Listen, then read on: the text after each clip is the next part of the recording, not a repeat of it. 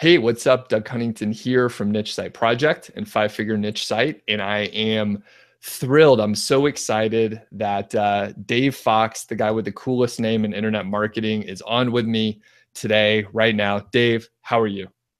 Oh, just great. Awesome. Fantastic. Awesome. Cool. What is what's the weather like where you're at? I don't know. I haven't even looked outside. The sun's up. It's partly cloudy or sunny. That's I cool. think Where are you located for the folks who don't know you? Canada. So Ontario. And here it is just starting to get a little bit chilly. Nice. It looks nice out. I don't know. It's fall. I like the Yeah. fall. Yeah, same here. I'm in Bozeman, Montana, so I went for a little walk earlier. It's a little brisk. It's Yeah. probably like in the 30s, but totally clear. The leaves are changing color. It's just beautiful out there right now. So I will, I guess, turn it over to you, Dave, just for a minute to introduce yourself. Okay. Like maybe a little background on like who you are. Some people watching will have, like, I know that they've watched like the other 3 videos that are out there where Right. we've done interviews, but just a tiny bit, like what did you used to do and what did you do now, or what do you do now for Right. your job? Well, my name is Dave Fox. I'm a marketer, but I'm also a music teacher, and I've been doing that for about 10 years or so. I also paint. So I've been in the arts for a long time. I went to school for fine arts, and I didn't get into the marketing thing until maybe 3 years ago when I sort of stumbled on some stuff like Cool. a lot of people do. And then since then, I've been sort of just getting deeper and deeper into the marketing world. Cool. Very cool. And did you do that painting like right next to you? Like to your, yep. No, I did not do that painting. Well, Um, that looks like a really nice painting. no, I did Anyway. this painting of my grandma. Ah, that's cool. Well, my great grandma. She's it's kind of weird, but yeah, it's like I gave her a weird haircut. Nice. That's But cool, man. yeah, That's I do very lots of cool. lots of So, stuff. what we can do is, if people have questions for you, Dave, I am monitoring the chat. I think you may have it open too. And if people have questions for you, they could ask. If they have questions for me about Five Figure Niche Site, I can answer those as well. Yeah. We, there are multiple things that we can sort of talk about just based on like what we know. So I'm not sure, or what we know about like your sites and like your progress over time. So Dave, I know that like you may have a couple questions for me. I'm not sure if they are for public consumption, but if you have any questions about like stuff that you're just dealing with right now, we Yeah. can take a look at that. Well, one thing is, where is the chat? I'm looking in the YouTube channel Sure.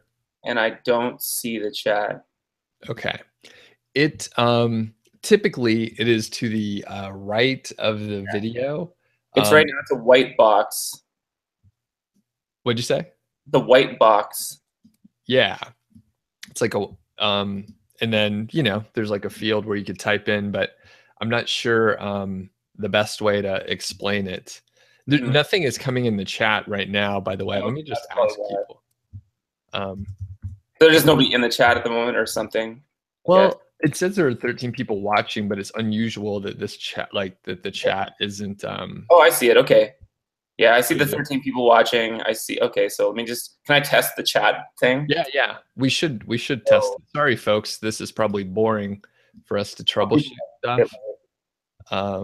Okay. Bob's on. What's up? Yeah, folks, if you're in the chat, just say, hey, what's going on? And if you have questions, there's like a 30-second delay or something like that. So I know those guys. People are popping up now. We got Kent on. Tihana, what's up? Good to see you. Okay. So I think we solved the chat problem. So that's one question down. Hey, George. Okay, I know that. Yeah. Nice. Crazy. George. Awesome. Good to have you on, George. And so I guess a couple things that I can get into, and just to give a little bit of background, and then Dave, like I said, you could ask other questions that aren't chat related to, whatever kind of questions you want to ask. But I'll tell the little story. So way back in like 20, I think it was like the end of 2014, or maybe it was the end of 2015. I can't remember. Dave and I were sending some emails back and forth. It sounded like Dave wanted some help with some coaching. And then in January of 2015, Dave and I started doing like one-on-one coaching. We met 5 or 6 times. Dave had a couple sites going, but they weren't making money. There were like keyword research issues, niche selection issues. And, over the course of those months, I sort of like develop an action plan for Dave, specific to him, helped him with keyword research. Dave did tons of work, countless hours. Who knows how many hours you spent. And, slowly over time, within like 6 months, you were making like $100 a month. By the time you had 10 months in, you had like $1,000 or so. And that was sort of throttled by the retail season. And, you grew quickly after that. By the next summer of 2016, you're making basically a full-time income online, right? Yeah, it took at least a year because I was already doing it for a year. And then that's when I met you. And then another year kind of got me off the ground. And then I was sort of going. Cool. Very good. And the thing that I mentioned, like 5-figure niche site, is the course that I have now. And I didn't release it until like March. I think the first iteration was like March of 2016. And it was sort of like put together with not the platform, but the plan that Dave and I went through, and then Dave executed. So, and then since then, more and more people have done that, but that's sort of like how this like course came to be. So, and it's cool to see like, not only, did the course work, but, you had already been working online some, and it was just like a couple tweaks that you had to make to get to the right spot. And then of course now, like, it's great to see longevity, right? And not just for my sites, but like for the site that you developed, through the right? So that's pretty cool. And Yeah, we have Eric on, KVT and the Furman UK. What's up? Hey, folks, let me know if you have questions for Dave. So, okay, Dave. Do you have any questions for me? Questions for you. Like, I'm just trying to think of stuff that's going on lately. Yeah. Or questions that you hear people ask you. Like, I've been staying off a lot of the forums lately.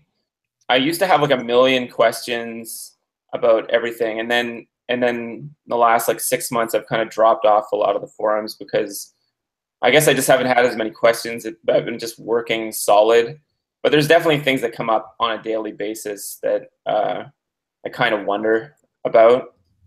Cool. My sites are doing pretty good, but I think seasonality is kind of kicking in right now, so that's creating a bit of a dip. I don't know if you see a dip at this time of year in general, or if it, like, are you on top or kind of in a dip at the moment? I'm in a dip right now. I've heard that from several people, at least half a dozen that have a few sites. So it sounds like this September in particular, and like, actually it's still continuing a bit, has been just a little bit lower than we expected. The logic, or at least like the way I'm explaining it, is, the summertime was around, and then, school's back in session, and like people are sort of like back in a routine, like they're not online, like searching for stuff, spending money. And then they're sort of saving up because they know they're going to buy a bunch of stuff for the retail season. So it has been lower. I am in a dip, and hopefully, I don't track like ranking super closely, or I don't review ranking super closely. So there is a chance like a couple terms like drop down a spot or two, and that could have the same sort of impact for me.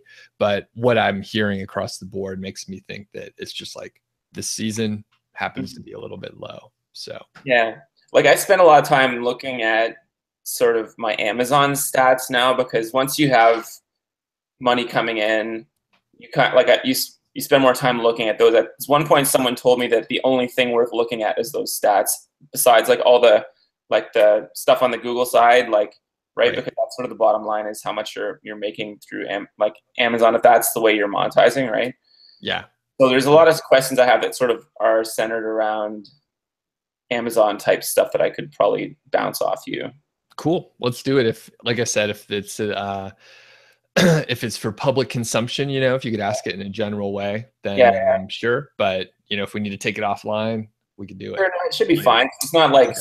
specific to me. It's more just like they're like, would you say that it's when you're dealing with Amazon, like how often do you talk to their like the people there for the associates program? Very rarely. I think I've only reached out to him like two or three times Really? over, you know, 3 years. Really? Okay, Yeah, so I pretty call rare. them like at least once a month to harass them about something. Oh, yeah. Um, like the one click thing that they implemented a while ago. Did you use that or? Yeah, like and just to give people background, I think it was called like one link, and it links up your you put in like one line, one snippet of code, and then it geo targets the like UK and Canada if you have a US site, or you know, all those work together. So that's what it is. And I did implement it. So what happened with you, Dave? I just sort of thought that it wasn't working properly because I started to know it could have been the seasonality, but I also saw like some dips in the like the conversion rate and certain things that kind of made me think that maybe that those links weren't working properly, because a year before that I had some problems that like were pretty much for sure to do with their like redirection links that they do, like, because I don't use any short links anymore. I don't know if you do, but I never ever use short links ever. Gotcha. Interesting.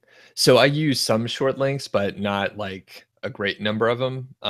But interesting. I did hear people talk about like, you know, earnings going down after they implemented one link and so Yeah, on.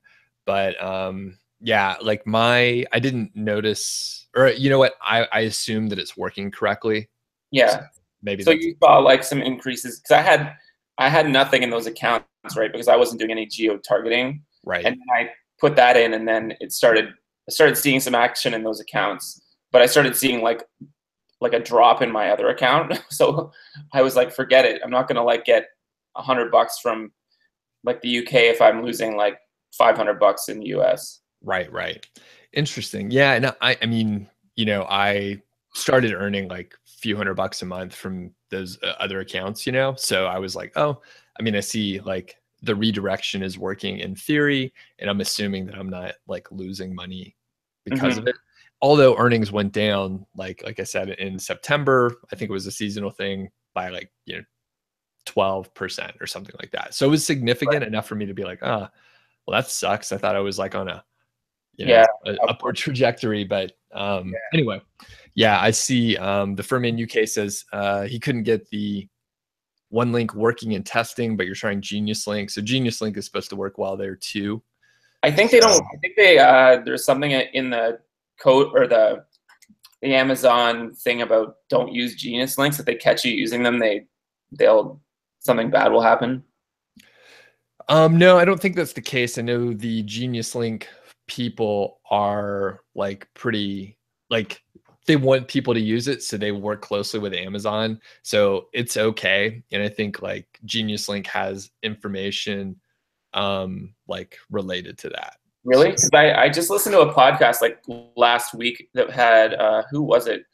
Somebody sent me a podcast and it was talking about Amazon's policies and stuff like that. And somebody got nailed with something for Amazon, and there's a whole 10 minutes about Genius links and how if the links are in any way outside of Amazon, sort of, you know, if it's like a one of those type of links, then sure. you can get in trouble for those. But Gotcha. I It used to is use stuff like that too, but I don't anymore. yeah, yeah. Um well, and I will say a lot of people don't know what the hell they're talking about. So I'll just leave it at that. I don't even know what podcast it was, but like they could have been banned for other reasons. So it could have been multiple infractions, but the Mm-hmm. thing that could happen is if there's like a misleading, like Amazon wants people to know that when they click on an affiliate link, whether it's a Genius link or like whatever, that they're going to Amazon. Right. So, That's the thing. yeah, they want to have like a good customer experience, just like across the board. So Yeah. if there's like weird, misleading stuff, but yeah, this is the stuff with podcasts. Like I've kind of like drawn back. I used to listen to like 20 per week, and now I listen to like 1 per week or 2 per week if it happens to be like a topic that I'm interested in. But yeah, there's just so much. It's so easy to produce, even like these videos. It's so easy to produce content without like fact checking, and you know, people are seen as authorities, like I, Dave, just because we're on the screens right now. Yeah. You know, what do we know? What do we know? Okay, I see a question come in, or a question came in. And by the way, if people have questions, send them in. This should be interactive. Love to have more questions. So Polina says, you wanted to know how many blog comments is, quote, enough. You recently started blog commenting and you want to know how many links you need to get to a single page and how many for the whole site. So, and I'll just go through as I'm looking through the chat. Leo's on, what's up? And okay, so Dave, do you do blog commenting? Is that like a link building thing that you do? I used to do it. I don't really do it anymore because it just seems like something you do to get rolling with some backlinks, but I don't think it's supposed to be like the, you know, the most effective. It's not like it's sort of just like a beginner thing you do, I think, right? It can be. I mean, for me, it is, I take like a holistic view on the link building process. So it's like a campaign, if you will. So the comments are like a way to network with bloggers that you eventually want to guest post on. That's true. Like those blog comment links alone, they're nice, but I mean, you're not going to be able to like build a site and rank competitive terms just on blog comments. It's just not going to happen. Because where it is in the hierarchy of authority or whatever. Yeah, exactly. So like if you use it as a tool, then that's what you do it for. But Polina's question is how many? Here's what I recommend, and I'll just prescribe like a little plan for you. Do like 5 links a day, Polina, a day for like 30 days. And then, you know, a lot of them are not going to get approved. And then you go back and you build a relationship with the people that did approve the comments. Maybe you blog comment a couple more times on their blog, email them, and try to get, you know, guest posts. How many links do you need? It depends on a variety of factors, but a general, like the thing I just prescribed, a general idea is if you can get like 10 to 15 links to like 1 or 2 pages that you're trying to rank, that's a pretty good start. And then you can move on with maybe like publishing more content or something. But 10 to 15 links to 1 single page, that's pretty good. It'll take a little time for the links to have an impact. So don't get 3 of them and say, hey, I'm not ranking #1. This doesn't work. It takes time. It's going to take work. So if you get, you know, 10 to 15, then you're pretty good shape. Cool. And I see the chat is coming alive here. So, and again, please do get the questions in. I know Dave said he's going to turn into a pumpkin in like 15 minutes or 9 minutes or something like that. So we want to get his questions. Dave, what podcast do you listen to? Any no BS podcast out there? No BS podcasts. Well, I listened to a lot of the Niche Pursuits podcasts back in when they were doing more podcasts. I don't think they do as many anymore. There was a few. Oh, frig, what were they? I listened to like 3 different ones. I'm trying to think of what they are. Can you while you're thinking, I'll mention a couple. And by the way, I'll give like Spencer a plug over at Niche Pursuits. Check out Dave's episode. Dave was actually on the podcast. So if you like Dave, I was on my way on there. Yeah, so you it was awesome to see you on there. And I'll mention a couple. I like the Tropical MBA. I've been listening to them for years. I like Tim Ferriss just in general.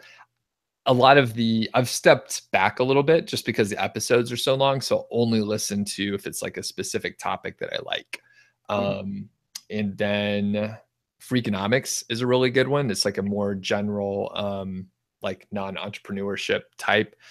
And occasionally I'll listen to James Altucher. He is interesting. I'll only listen to people that I want to hear the interview with. For some reason, like James, like sort of rubs me the wrong way. He has like I don't know why. Like I kind of like him, but I kind of don't. So I don't know what my deal is. Dave, did you think of any like that? Yeah. No Hat Digital, I remember now from Cool. some point in the past. I did actually an internship with them at some point.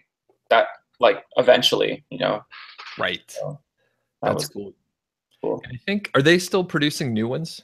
I have no idea. I haven't sort of touched base. I think I've seen the guy that runs it talking on Facebook and stuff. So I'm pretty sure he's still out there doing stuff, but yeah, not exactly sure. Cool. And just a quick warning, if you're trying to learn internet marketing stuff, be sure that you're listening to current like podcasts, because if you listen to the stuff that like people were doing like 2 or 3 years ago or more, then it's like old tactics and they won't work. So just watch out for that. Okay. Lance is on. Hey, what's up? Top G, you've been watching the channel. Awesome. You have a question about custom banners being blocked by ad blockers. Okay, what is the question? And I'll preemptively just say, don't worry about it. Like you're chasing your tail if you're worrying about people with ad blockers. Like worry about your content, worry about getting more traffic to your site and backlinks. Like you can't like control people using ad blockers. They don't want to see that stuff. So just let them go on with their life and don't worry about it. Next question from the Furman is there a recommended ratio of reviews, best of, and general blog post to get ranked? So here's the thing. You phrased your question in an interesting way. I will tell you that aim for like 50-50, right? Half affiliate reviews and half like informational. But the thing is, that shouldn't have an impact on your rankings. Like that is independent of your rankings. So yeah, 50-50 is what I recommend. Dave, you want to chime in on that? Yeah, I do like 50-50, but actually my site that's doing the best is not 50-50. So I don't know why I think that.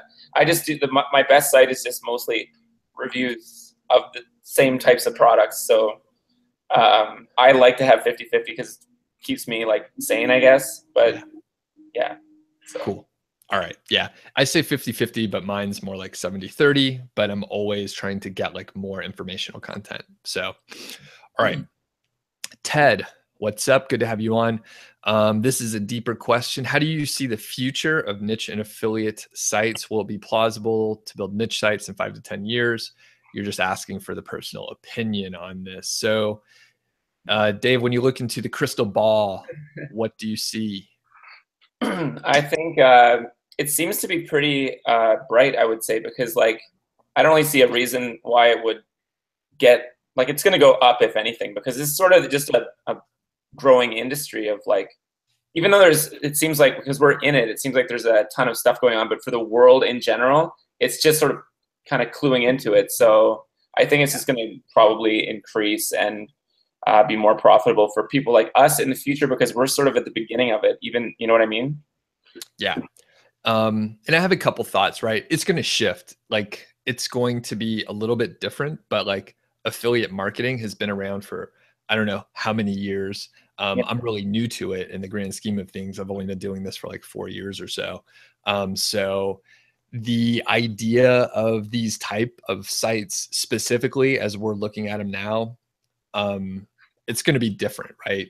Google, right? Google could be like a second or third tier player in 10 or 15 or like, 5 to 10 years. Like that's a super long time. We have like voice search. Like what if Amazon gets into the game of, social media or something like that, right? Like we have no clue what's going to happen, but there will be some format of this. Now, the key thing, a couple of days ago, someone asked me like a super specific question on what they should do to get guest posts.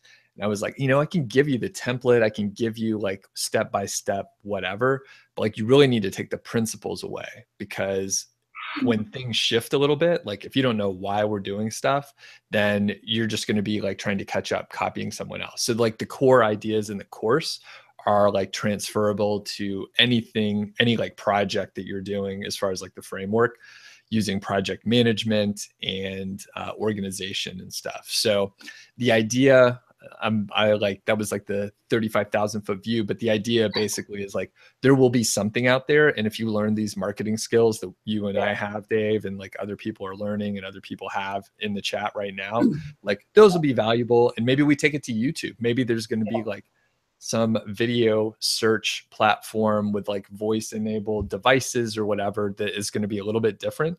And maybe it's like more personalized and customized. But anyway, learn marketing skills and it'll work. It's a lot of coffee today. Right. Andy has a question that says, is it better to buy PBN links and get faster results, or manual link building is better? Okay. So off the bat, I think that's like a false dichotomy, if I'm using that word right. PBN links are not necessarily faster. So you may think they're faster, or people that are selling you backlinks will tell you that they're faster, but they're not actually faster. Things just take longer now. So you have to look at your risk tolerance and decide if PBN links are for you. They're not for me, by the way. I can't deal with that sort of, I'm making $1,000 a day and then it goes away. So, so yeah, if you're thinking about speed, the frame that you're placing that question in doesn't work. But if you don't like link building, like most people don't, then either you need to outsource the white hat portion or purchase links. So Dave, do you use PBN links? I did for a little while, but then I cut it out because it was just costing. Well, it was costing me money, and I was seeing like varying results. Like at first, it really helped when I had like a really trusted sort of source of these links, and so I saw some pretty cool stuff. Like, so I was going through this like agency, but there was a time where it like went up and then it flatlined, and then I was like, I ended up just sort of going back to doing it myself and like relying on my own skills rather than just like trusting some other guy to like get me links or whatever. So right. I don't think it's the best long-term policy, really. Gotcha. And, you know, I'll chime in and just mention, you know, private blog network links can work. A lot of my friends use them. I can tell you they're also, you know, they understand the risk level. So when you're first starting a site, it's not that big of a deal. But when your site starts making thousands of dollars per month and the value of the site is like multiple six figures, the risk level makes them nervous, right? That's a lot of money to have just sort of like out there where it can go away so fast. Yeah. So it doesn't mean that like white hat links are risk free, right? There's always risk in this business model, but it's definitely less for white hat links. So, okay. Dave, I know you need to probably get going here. So if you want to jet in a minute here, that's totally cool. Can you hang on for like one or two more questions? Yeah, sure. Okay, thank you. Paulina says, how do you feel about commenting on social media such as Facebook to get traffic to your site? Do or don't? Any thoughts on that? I never do that. I don't share my sites on Facebook ever. Generally speaking, actually, people have found them through Facebook, I'm pretty sure, because I can see people finding them occasionally. But the thing is, I don't like rely on Facebook, like just my normal Facebook account, to like promote my sites, because there's a ton of marketers looking at it. Right. And they're not going to necessarily, I don't necessarily want them to see them. I'm not even that like secretive about them, but I just generally don't do that. Cool. And Paulina, I will add that I'm just not a social media person. Like people probably notice that, you know, I don't post that much on Facebook. I have, actually, I'm struggling with this, honestly, because I have like, I don't know, 500 friend requests, and I kind of try and have Facebook for like some family and friends that I have and not pollute it with just a bunch of people that I don't actually personally know. No offense to anyone, but I'm like, you know, if I have a picture of my niece, I don't want random people like, you know, just like looking and voyeur. I mean, I publish a lot of stuff, right? So I hold that closer, but I'm probably on the edge where I'm like, hey, you know what? I'm just gonna like friend everybody and just use Facebook as like a personal little micro blogging area where I can write stuff. But anyway, the point is I don't like social media that much, so I never spent much time in it.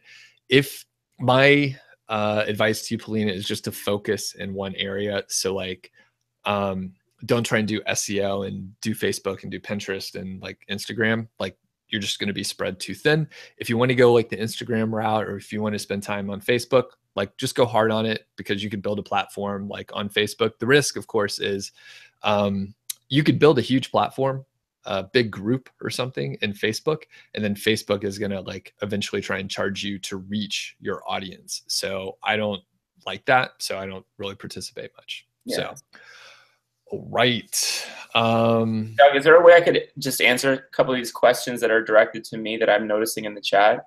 Please. Quickly before I take off. Yes, love it. Okay. So Josh is asking how much organic traffic I pull a day. I guess like, but across all the sites, maybe 8,000 people, something like that. So there's like, I have like 8 sites, and like some of them get like 2,000 a day, and then there's some that get like 500 a day, and then so it adds up to about 8,000. So that's like the traffic question. Okay, nice. And then this other question, how I'm dividing up the times as creating content. This is Leo. How do I divide up the time between creating content, getting backlinks, keyword research, and overseeing employees? I basically spend a lot of time making the content or getting people to do the content. I do a fair bit of keyword research. I have a friend or two that I use for backlinks, because they like getting backlinks. So these are guys that I partner with on certain sites. I have a couple partners, and so they're good at the backlinking part. They do that. I do other kind of tactics while they're doing that. And so yeah, it's basically, that's how that breaks down. Just try to answer that question. Cool. Right. Any more? Just one more, Dave? Well, actually, wait. This is the one about how secret you should keep your site. I just share my web. This is to Adrian. I just share my websites generally with people that I'm working with, that I'm trying to get them to like do a job on the site. And besides that, I just share it with close friends. I don't throw it out on Facebook or anywhere else just to show people for any reason, because I don't need to. Yeah, exactly. And I mean, yeah, you can tell like people in the real world, because it's, most people are not going to do anything with it. But like when people comment on Niche Site Project and they put their site in there, that's dumb. Don't do that, by the way. You're not going to get like any benefit from it. Like no one's going to follow your like link unless they're a marketer, and then they're going to try and get ideas from you. So it's a slippery world in the internet marketing area where people suck and they stab you in the back, unfortunately. So I had a student like buy like one of my early versions of like the book back in the day, and he was like, hey, yeah, I want to learn like project management. He got like one-on-one coaching, and then he was like, hey, I'm gonna release a book in a month too. And I'm like, dude, like that is not cool, and it's even dumber that you just told me. And then later on, he developed a course, right? He's actually selling a course right now. But yeah, just unethical shit. So yeah, just in general, like you got to be careful out there. Yeah, of course, like it's not a big deal, because like, I mean, I'm out here like like doing stuff, and people like teaching styles or different teaching styles. So anyway, all right, there's more questions. I'm gonna get to them, but my man Mr. Fox has to go do some cool stuff today. And yeah, thanks a lot, Dave. Any parting words for people that are, I guess interested in getting started or anything like that? Well, there's this sort of the dark age of the first maybe 9 months of starting a site that you have to get through, and that's sort of a depressing. Like everyone that I show sort of gets in on this sort of affiliate marketing stuff, they can't believe the first year or 9 months or so of just like being in like under Google's like boot heel. They can't get out from under it, and they don't understand what's happening. So it's a depressing time. But if you can get through that, it starts to look up after that. Yep.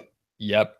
Cool. Dave, well, thanks again. And I'm going to keep answering questions for everyone. I still have like half a cup of coffee here, so I should be good to go. Dave, have a great day. We'll talk to you soon, man. Doug, I'll see you guys later. Thanks a lot. Bye. Bye. All right. Thanks again to Dave. Really appreciate it. And I see lots of questions, so I'm going to answer them and keep them coming. And if anyone has questions about the 5-Figure Niche Site course, now's the time to ask. All right. Tom says, do I recommend new niche sites only publishing golden ratio content? You've been loving the content. Thank you. You've been listening for months now. Awesome. Generally, yes. So kind of recommend like 80% like keyword golden ratio content for a brand new site, because it's going to rank faster with fewer links and stuff. So like that's sort of the approach, and appreciate the compliment there. And I see Brittany's on. What's up? Good speaking to you the other day. Hopefully we'll be working together here pretty soon. Adam Moore has a bunch of questions. Adam, thanks for asking on this forum. And Adam and I have been exchanging email. So using the keyword golden ratio, what do you do if you have the same products that can be on multiple pages? And for instance, best X for Y or best X under Z and so on. Put the products on both. Super easy. Just put them on both. That's a natural thing that could happen. Adam says, can you use the same product review, or should you differentiate as much as possible? You should differentiate so that they are unique. And then question 2, based on informational post questions, do you try and find keywords that also meet KGR for info post? Yes, but not always.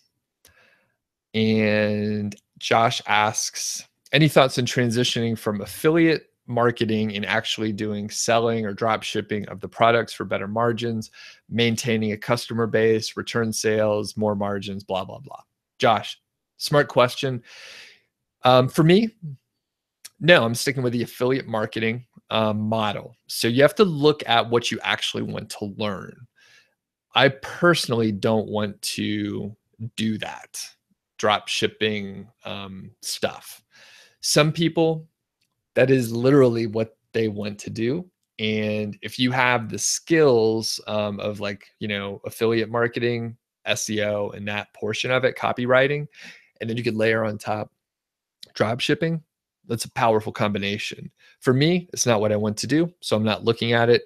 The one thing with some drop shipping models is it's going to be like more capital intensive, more logistics, and like managing the supply chain. So if you don't like that, I mean, you're going to have multiple interactions with more people. So you have to look at what you want to do, like literally what you want to learn. And for me, I just have low interest in it. Next, Furman says, is the keyword golden ratio only relevant to the actual post title and URL? You have a phrase for a blog post title, but a very similar phrase has a similar keyword golden ratio. Is it better to sneak that content or make a new post? There's no like 100% right answer. I would typically, right, the way I implement it, I make a new post and then see what happens. So it's totally up to you. Some people will prefer to, put that like, section or something like in an existing post. Adam also says, for the sites that you have sold or that you use 200 posts, did I backlink to every post so that you, no way. And I see the question that Josh asked before, which Dave answered, but I'm just going to pop in right now and mention, Dave mentioned he gets like 8,000 daily organic visitors across his portfolio of sites. So that's pretty awesome. And I think Dave did answer the question from Leo about percentage of his time that he spends, which honestly, I was typing something at the time, so I don't even know what the answer was. I'll have to watch the video. Adrian says, can't you just get rid of the PBN slowly as soon as you get some traction? Sure. I mean, you can do that, but what's the point? Matthias says, hey, you found over 50 sites with do follow links from guest books and comment sections. These are real sites and super relevant to your niche. Is there risk at building links? No, it should be fine. I mean, here's the thing with links.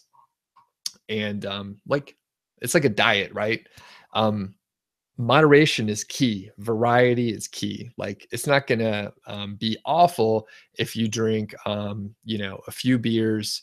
I have to watch this, but if you have like 1 beer a day, right? Like, that's okay. But if you have like 3 beers every day, like, that's an issue. Or maybe it's like 5 or 6. I'm not sure what threshold I'm trying to stay under here, but the point is, if all your links are from that list, that's probably not cool. So you should have a variety of links from many different sources, and different types of links. So if they're all like guest book or comment links, not cool. Variety is good.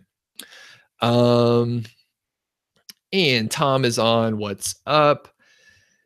Jimmy says, do I use a product review plugin? No, sure don't. Although, a lot of people do.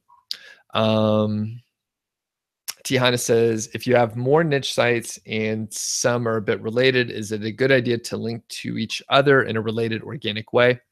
Yeah, that is fine. Again, if you just have like 1 or 2 links from relevant content to each other, I would probably just keep it one way, first of all.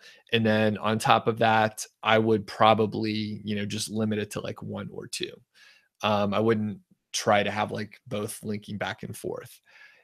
If you try and link like, a lot of posts to the other site, then that's probably not cool either. Lance says, do I recommend getting a WordPress theme that makes it easy to add Amazon links? No. I mean, I am an affiliate for the Ultimate Azon theme, and it's good. Dave's a friend of mine, and basically, any theme is easy to add links into. I just use the site Stripe. My like content managers, they just use like a template for a specific link. It's very like straightforward, right? And they don't have to access my like admin panel in Amazon or anything, which obviously would be risky. So it should be easy to add links to any theme.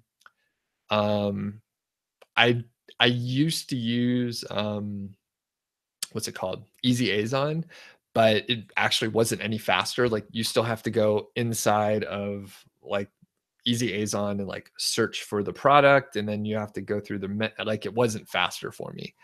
So I just stopped using it. Just in general, I try and minimize the number of plugins. Like, you could get a product review plugin. You could use a theme that's more optimized for Amazon. You could, there are several plugins for like tables and stuff like that. And I try and not use any of them, to be honest with you.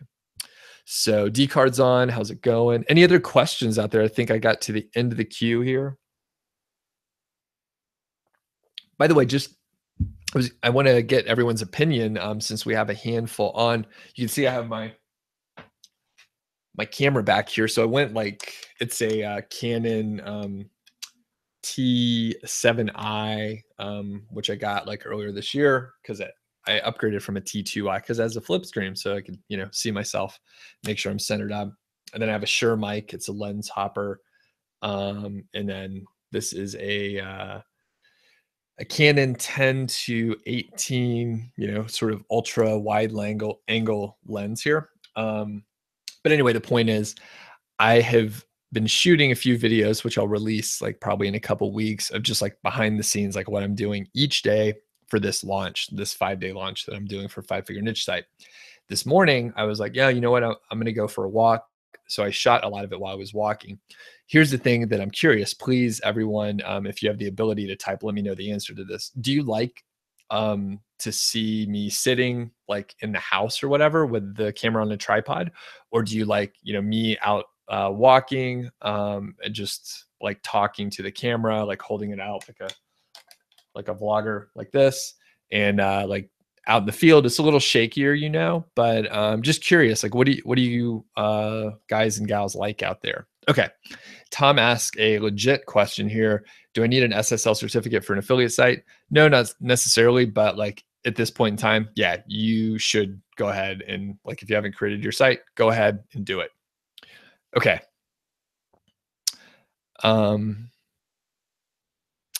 Yeah. The Furman says you don't need to go to the gym carrying that camera. It's actually, it's lighter than it looks, but yeah, my arm was getting tired. So, okay. Josh says in the house. All right. The Furman says SSL are generally free with most hosts. That's true. And Kent says you like the walking. Awesome. Adam says the house. Top G says 50-50, mix it up. Lance doesn't care. Bob says the house is better. And Tiana says you enjoy both. Variety is good. Yeah, I'm thinking variety is good. And kind of like what I did this morning, which you'll see sometime in the future. I basically like shot some like while I was in here.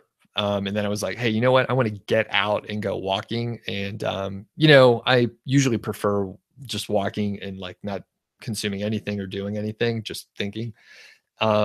So carrying the camera obviously gives me like a chore to do. So I'm not going to do it like all the time, but I think like changing locations, and the weather's like freaking awesome. It's like blue skies, totally beautiful. So I kind of wanted to show that off. And then Josh mentions like the income school guys.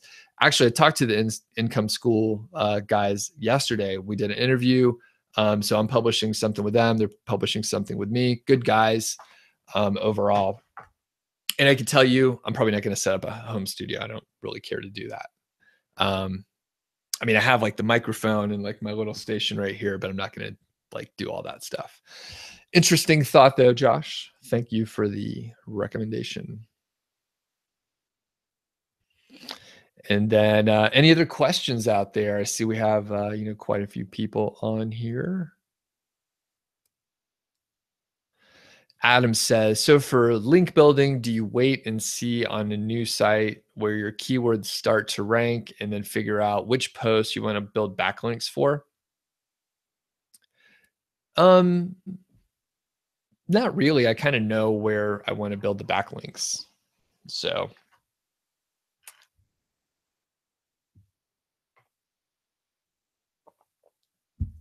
cool. So it looks like the questions are slowing down. Any others? And if not, I'll probably head out here in a minute. Josh says, for the site that gets 1,000 organic visitors per day, how many referring domains do you have pointing to it? No clue. No idea. Lance says, so do you have to build backlinks? Oh, and I guess, Josh, just to give you like some kind of answer, it's like multiple hundreds, maybe 1,000 referring domains. I have no idea. Or multiple thousand referring domains. I'm not really sure, to be honest with you. Lance says, do you have to build backlinks for every post? No, sure don't. KVT says, my new website is getting organic traffic, but you don't know where the traffic is coming from because you don't see your website in the search results. Where could they be coming from? Well, if it's organic traffic, then probably coming from Google or maybe Bing, maybe like, 20% coming from another source. But like okay, you're making an assumption, and I'll go deeper into it. Okay. So you're assuming because you don't see the website in the search results that people aren't finding it in the search results, but they are. The reason why they're finding it is they're searching for terms that you're not looking for. So you are ranking for some terms. Go to a tool like SEMrush and you may see that, but you're getting long tail traffic. That's why. Tiana says, you really like today's setup with Dave and my friend from a while back. You like to do live streams with other affiliate marketers. Cool. Thank you for the feedback on that. definitely easier to like have a conversation with people versus me just talking. Although I'm getting better at just hearing my own voice, which is not normal. So Brittany says, how do I feel about having more than one affiliate program on a site? I only use Amazon, but curious if you recommend more. It depends. If you have like products that are not available on Amazon or like areas that are not available on Amazon, like product wise, then sure, it can make sense to do that. But if you're thinking, hey, can I make more money by adding another affiliate program, even though I don't have much traffic? Then the answer is no. You're probably not going to be able to like put on another affiliate program and like skyrocket your revenue. In fact, it's probably a waste of time. You should optimize for what you're trying to do, which is Amazon. Same goes for like AdSense. I've seen people, you know, they're trying to build an Amazon affiliate site. They have product reviews, and then they're like, well, I'm going to put AdSense just so maybe I can make a few bucks a day. Don't do it. It's a waste of time because a few bucks a day is not worth it. And if you are attracting the right kind of traffic, it's always going to be better in the long run to just like optimize for like going to Amazon. If you have other posts that are unrelated to products, or maybe it's a more, like informational topic that you don't like want to add affiliate links in, then perhaps you can put AdSense banners or other affiliate programs on those. But in general, if you, and I'm not saying that you specifically are, but a lot of people will try and just put up like other monetization methods because they can, and they're trying to like earn $2 or $3 a month. And that's not really worth it, in my opinion. Next is Top G says, I have a new niche site and one of the long tail keywords is getting traffic. Should I beef up that post with more content and solidify your position or leave it alone? Let's see. If it's not ranking number one, then sure, you should add more content to it. And if it is ranking number one, if you add more content and like improve, say like, I don't know, like the user buyer guide or something like that for that product, you'll probably get more long tail traffic. So if you haven't done any link building, then you should probably do that. And Josh says, Doug, how did you outreach those 1,000 referring domains? The reason why you ask is you buy your guest post at 150 and it costs you tens of thousands to reach that many. What do I do? Well, one of the things that I'm good at doing is like hiring people, giving them stuff to do with like a simple process, and then like I guess working with them and coaching them so they do a good job. So how did I do it? I took like a lot of time, Josh, and it cost money, although like a fraction of what you are paying for a guest post. And yeah, just be patient. It takes time. Okay, Top G says by traffic, you mean 3 to 5 clicks a week. All right. Yeah, I mean, that is a small data set. Top G. So just keep hammering away. Imran, what's up? I'm doing well today. Thanks for joining. You're getting good traffic to your site. What would you do to increase conversions and drive more clicks to Amazon? How much traffic to your site? A lot of people say, hey, I'm getting, I'm good in this area. But it's all about the context. So how much traffic are you already getting? And if you are looking to increase conversions and drive more clicks to Amazon, there are a number of things you could do. I did a full training on it. I think there are 17 listed, but just make sure you have good calls to action. And the other thing is to make sure you're attracting the right kind of traffic. So these need to be like buyer intent keywords. Furman says, is it better to leave post dates on blog posts or omit them? Totally up to you. For certain terms, it can impact rankings with Google if it's like a time sensitive one. But if you go look at the search results, the SERP, search engine result page, you can see if dates are listed. If dates are listed, then it may be a good idea to list your date, make it, a current one. If dates aren't listed, it may not matter. For me, I don't list dates on every post. I just do for a couple of them. And then Tom says, when a backlink from a guest post is linked to a post on your site, do any of my other posts benefit from link juice? Yeah, sorta. You do need to be mindful of interlinking your whole site. And make sure you have the rule that I mention often is like 2 to 5 links from each post going to other posts on your site, and vice versa. Each post should have like 2 to 5 links coming from other posts on your site. All right. Josh says, where can you learn more about teaching VAs to guest post? I have a little course called 5-Figure Niche Site. And how much is your bottom line per cost acquisition on guest post? I don't know, man. I don't remember. If you go back and read Project Go White Hat, I have like a sample, like the first, when I assembled a team, I got roughly like, I think it was like 20 or 25 links. And I think the total cost was like $1,100, something like that. So, I'm not sure if that like would work as it scaled up or anything like that. I mean, a lot of the referring domain, Josh, are like they're blog comments too. So you got to remember that. Sandra, what's up? Good to have you on. Is it mandatory to add social media pages, links in your niche sites? No, almost nothing is mandatory. Adam says, might be too personal to ask, but is the 5-figure sites you have made where your top pages focused on keywords using KGR? It's not too personal, but it's not a very, I guess you're not going to get the information that you actually think you may get. Some of them were and some of them aren't. So the thing is with the KGR, weird things happen. Most people just ask like surface level questions on the KGR, but if you rank for a KGR term, it doesn't mean that you can't rank for the bigger term. So let's say it's like this here thing that I keep messing around with. This is like an attachment for my phone to put it on a tripod.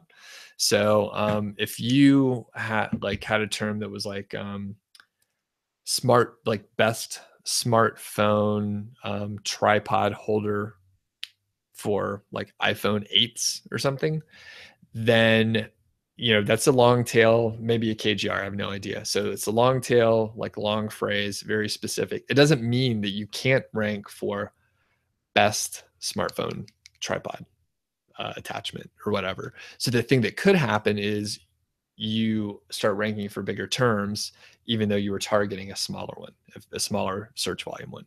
So, okay. And then Imran says, what formula do I use for anchor text when link building? I don't use any formulas. I use longer like phrases that are like keyword rich is what I say usually.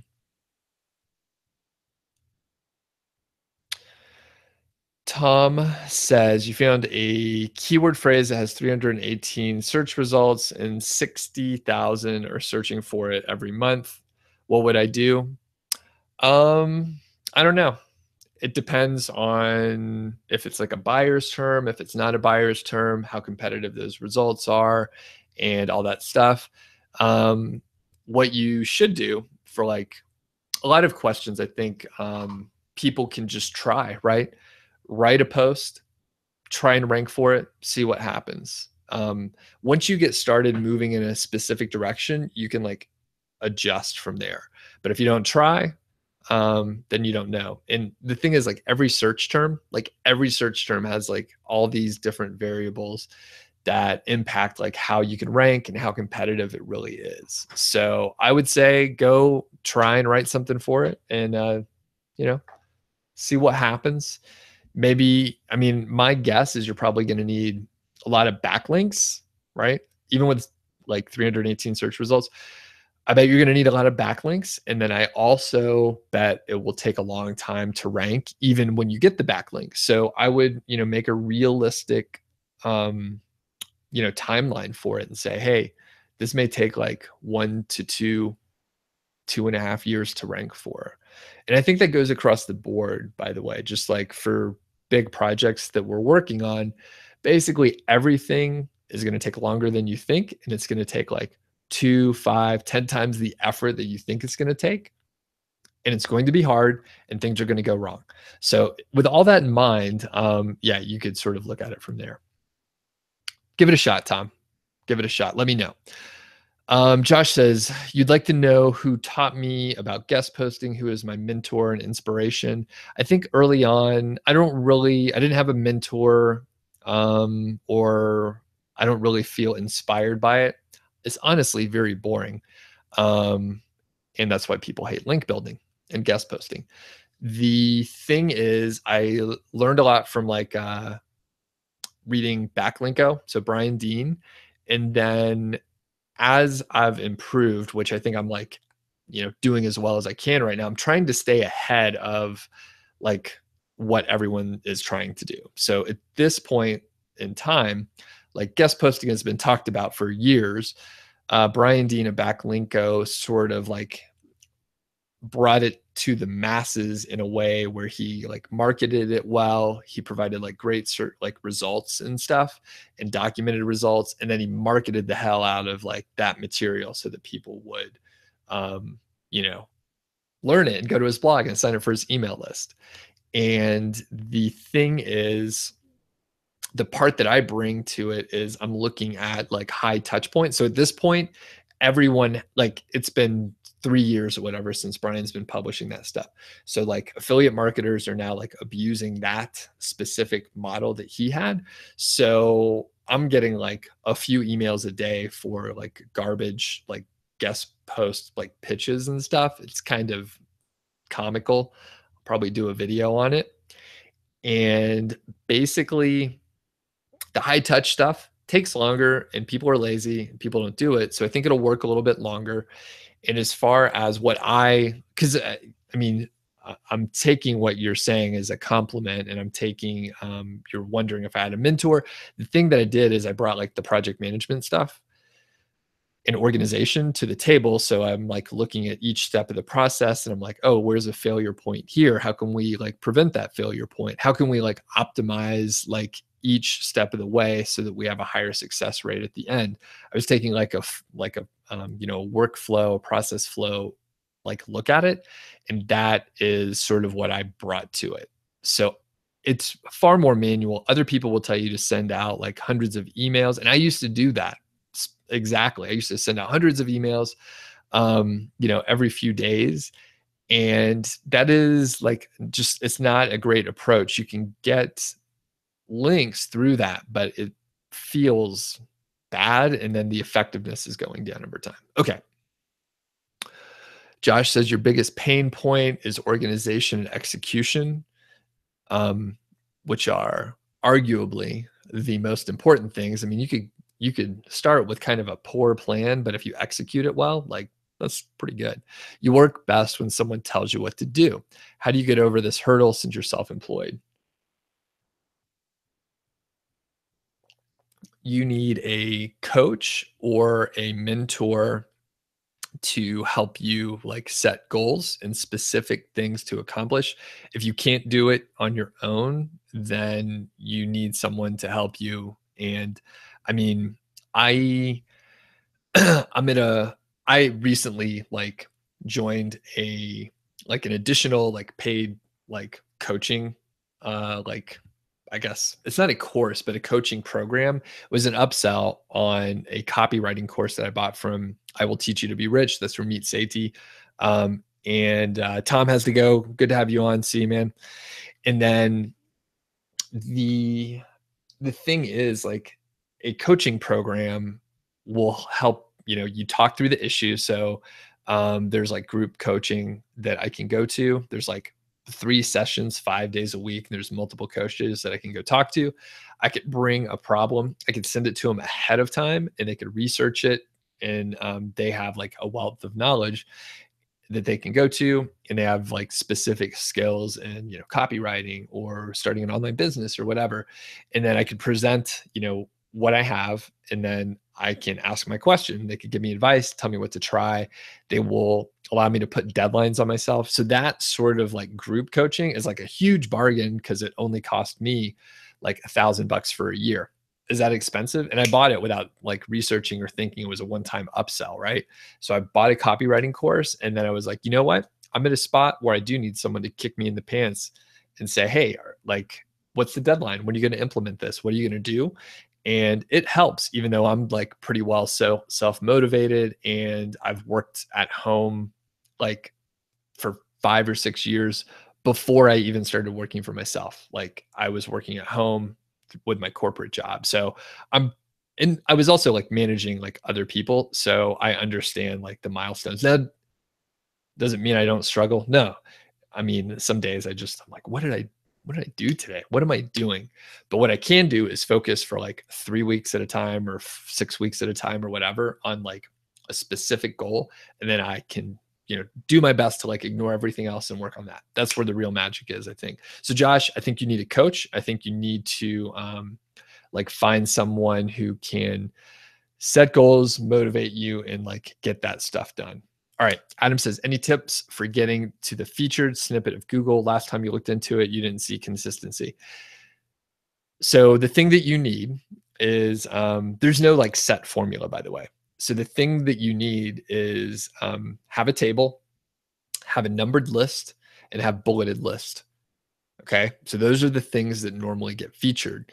The other thing is you need to have like good interaction, like good feedback from your users, the visitors on the site. So like time on page, people need to be like reading it. Those are important things. And like my bounce rate happens to be high on a few of my sites, but like it doesn't matter because people are spending like 8 minutes there or whatever. Like they're reading the content like that. And that's a good thing if they have a high time on the page. It means there are questions being answered. The thing is, there's no formula to it for this featured snippet, but you probably need to get backlinks. You probably need to get a pretty good number of backlinks too. So keep that in mind. All right. And there's a FedEx truck outside. So if the package is delivered, maybe I'll unbox like what I ordered live here. Oh man, I think they're going next door. Damn. Okay. Moving on. Tran says, you're building a fitness tracker and Bluetooth speaker right now. What kind of website should I contact to guest post? You can't contact other affiliate sites for guest post, right? Yeah. It's kind of a waste of time to go to your direct competitors because, they're not going to hook you up. So I would recommend looking at like shoulder industries, and for a fitness tracker site or something like that. By the way, people don't tell me your niches in this chat, right? Like, you're just giving away stuff, right? So, yeah, what you should do is like just go to other industries. So like Bluetooth speakers, I don't know, like figure out a way that you can get on fitness sites. And for the fitness sites, like maybe you go to like runners or running sites or something like that. So off the top of my head, I'm not 100% sure. Josh says, do I do business goal setting, coaching, and my consulting services? Yes, I can do that. And we could talk later about that, but that would be something that I could definitely do. In fact, I have like in my corporate job, like I was a manager. So I was like I provided like career counseling to my like mentees, right? So I had mentors that I would do like their annual evaluations and their, checkpoints and that sort of thing. Additionally, I had like between the smallest, maybe like 6 people reporting to me up to 15, in which I had like weekly one-on-one meetings with them, which at the point where it was like 15 people, that was a lot.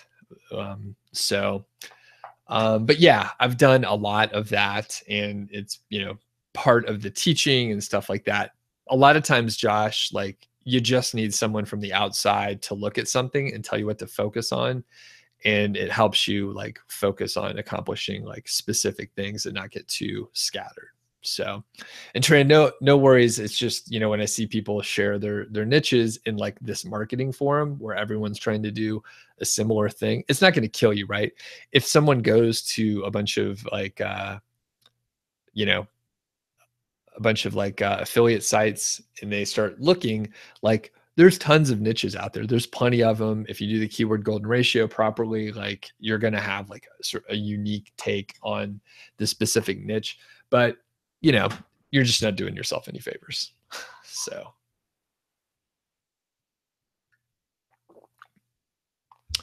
all right, cool. Any other questions out there? If not, I'm going to probably get out of here. And thanks for the feedback, folks, by the way, on the like the vlog setting, where I'm out walking versus like, sitting around. It sounds like there's a nice mix. So I think that's great because I think that's what I'm going to do, a nice mix. And additionally, I'm also just going to publish more like vlog stuff on the channel. So I know this is a lot is oriented towards like marketing, and I've really honed in on the Amazon affiliate site stuff, but I do realize people like enjoy watching just like vlog stuff, travel stuff. So I'll be posting some of that too. And I'm excited for the behind the scenes like launch sequence. So like I said, I'm doing one each day. So like after the launch in a couple weeks, I'll probably release it so people can see like what I was going through and just honestly how freaking boring it is to do. I mean, it's exciting in a lot of ways. But it is a grind. Like a lot of it is just like me answering emails sitting right here. Like that is a lot of what I do. So it's not as sexy as you think. All right. Thanks, Josh, mentioning to give me a thumbs up. Appreciate it. Lance, good to have you on. You said you're signing up for the course. Awesome. Time to act and stop watching all these videos. Awesome, man. Glad to have you on. Tihana, thanks for joining up today. Glad to see you around. Leo, good to see you too. And okay, Furman has one last question that I'll answer. What books am I reading right now related to marketing and writing, etc.?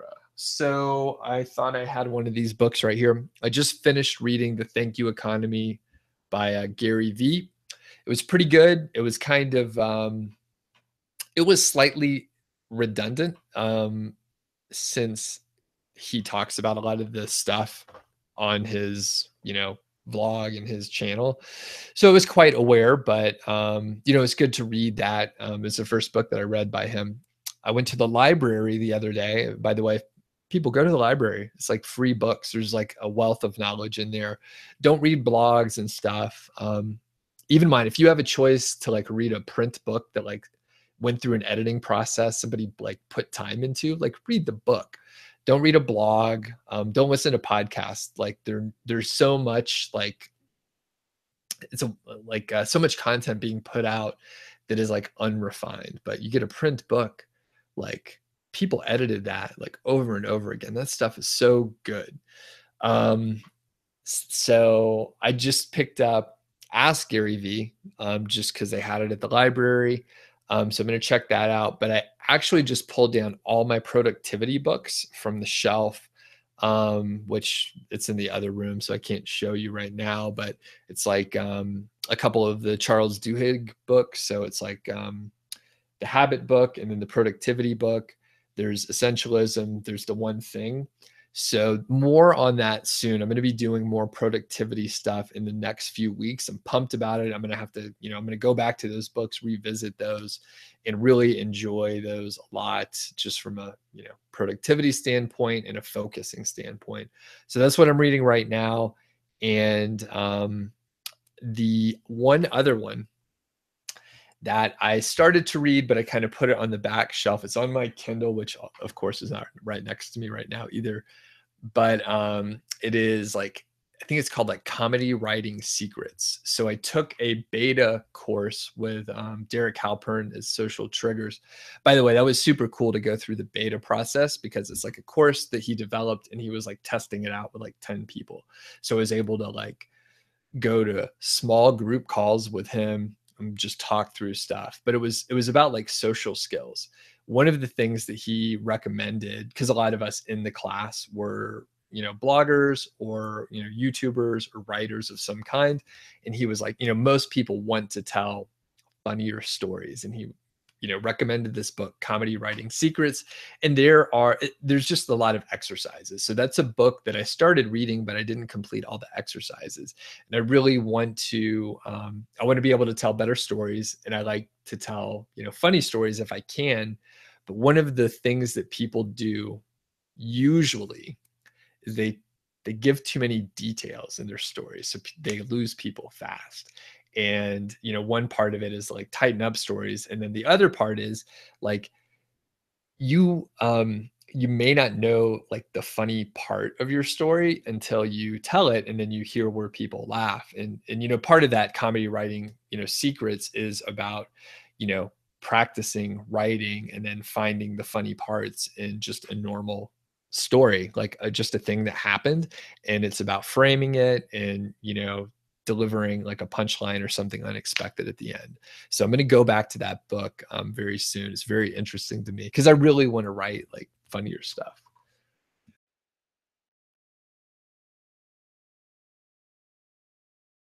Whew. All right. Sorry about that coughing. Cool.